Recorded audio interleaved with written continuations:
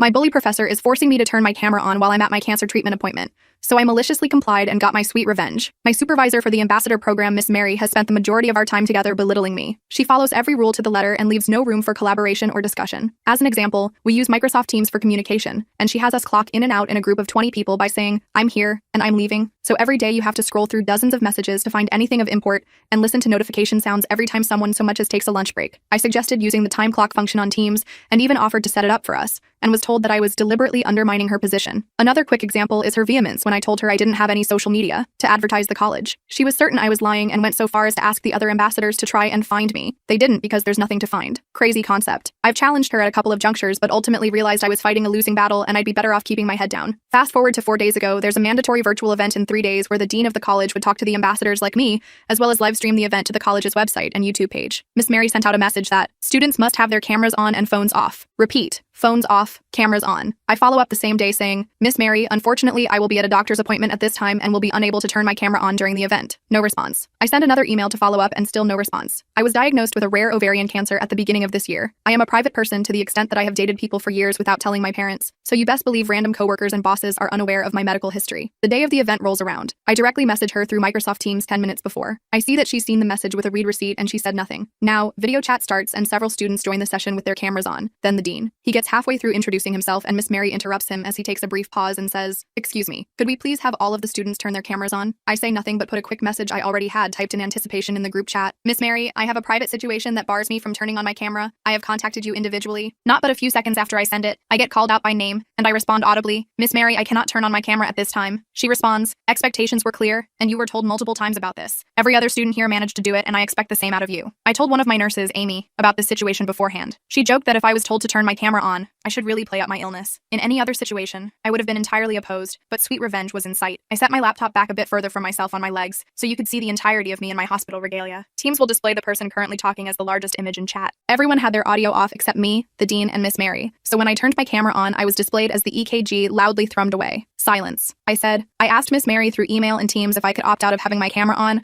but she insisted. I waited a beat to see if anyone would say anything, and then continued with my special vocal blend of melodramatic gratitude and illness-laden shakiness. Virtual engagement is so important for this new era of learning. I can see why having the camera on is important, though I was hoping I might be granted an exception. The dean said, "Miss Rachel, you are more than welcome to turn your camera off. I am so sorry for the misunderstanding." I responded with, "Thank you so much for making a special exception for me. It's been a difficult week, but I feel grateful to be here." Then, 2 people leave the call. One was Miss Mary, and the other was Anthony, who is Miss Mary's boss. I didn't know he'd be there. Haven't heard from either of them yet, but I'm awaiting a follow-up with anticipation. I am here and alive. I hospital. And above all, this stupid disease won't stop me from putting a bully in their god-darned place.